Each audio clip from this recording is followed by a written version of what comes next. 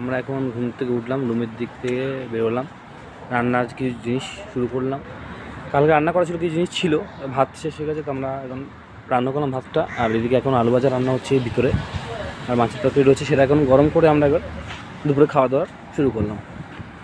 না সত্যি কথা এখানে জায়গার পরিবেশটা মানে খুব ভালো, না কোনো ঝামেলা অশান্তি কিছু ব্যাপার নেই, যে না আমাদের ওখানে জিনিসটা অন্যরকম। এখানে মানুষের থেকে গাড়ি বেশি, ঠিক আছে, যে যার মতন কাজে ব্যস্ত, ঠিক আছে। এটা খুব ভালো জিনিস, এদিন খুব ভালো লাগলো।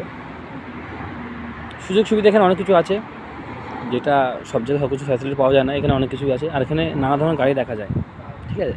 এখানে A to Z ধরনের গাড়ি থাকে, আর সবসময় গাড়ি চলে, ঠিক আছে, বেশিরভাগটা।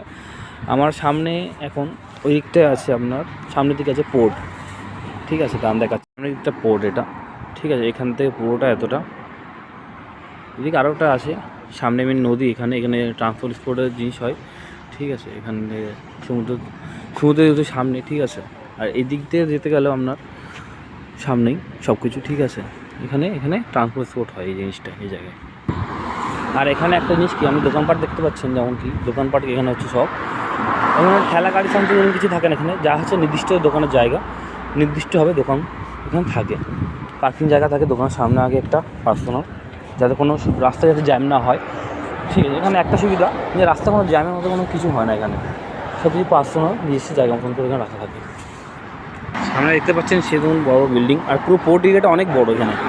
তো পোর্টটা যেহেতু অনেকটা জায়গা নিয়ে বড়, এখানে সেই ওখান থেকে শুরু হচ্ছে আপনার সেই দিকে অনেকটা দূর পর্যন্ত। আর আপনি এখানে সামনে বিল্ডিং, সামনে মার্কেট, আর এখানে সব দোকানপাট আছে, সব কিছু সবসময় খোলা রাখে, এখানে যাবতীয় জিনিস সব কিছু পাওয়া যায়। এই একটা সুবিধা খুব, এখানে সুবিধা অনেক। আর এখানে ফোনের রিচার্জ সিস্টেমটা হেভি দেখলাম, আমি আপনাদের দেখাতে পারি, দাঁড়ান। এই যে একটা নীল কালার মেশিন দেখতে পাচ্ছেন, আমি দেখাচ্ছি, সামনে যাই দেখতে পারবেন। এই নীল কালার যে মেশিনটা দেখতে পাচ্ছেন না, এখান থেকেই সিমে রিচার্জ করা, এখানে এই মেশিনটা দিয়ে রিচার্জ করা, এখানে ক্যাশ টাকা দিয়ে। এখানে অপশান থাকে আমরা ওই এটিএমটার মধ্যেই, ঠিক আছে, যেখান থেকে রিচার্জ করা যায়। মানে কারোর উপর ভরসা নির্ভরশীল হতে হবে না, নিজের মতো নিজে যত টাকা দরকার নিজে ততটা রিচার্জ করে নাও, কাউ কিছু বলার নেই। যে সিম যে ব্যবহার করছে সেখানে অপশান আছে, ওখানে দেওয়ার পর ওখান থেকে রিচার্জ করা। এখন একটু বেরোলাম চা খাওয়ার জন্য। তো এখানে 1 টাকা চা পাওয়া যায়, কোয়ান্টিটি অনেকটা বেশি থাকে, ঠিক আছে। এই বড় কাপ একটা, আমরা সেটা 1 টাকা এখানে পাওয়া যায়। এখানকার 1 টাকা যেটা আমাদের ইন্ডিয়ান কারেন্সি 24 থেকে 25 টাকা দাঁড়ায়। এখানে প্রাইস হচ্ছে এরকম 1 টাকা 2 টাকা জিনিস পাওয়া যায়।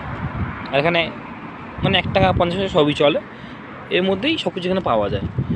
এখন একটু বেরোলাম, কী করবো, একটু চা খাই, তাই নিয়ে আসলাম 1 টাকা দিয়ে। আমাদের ওখানে তো 1 টাকা দিয়ে চকলেট পাবো, আর এখানে 1 টাকা দিয়ে চা পাবো, শুধু ভ্যালুটা বেশি, আর কিছু না। তা এখনের জন্য আপাতত এইটুখানি, পরে আবার দেখা হচ্ছে।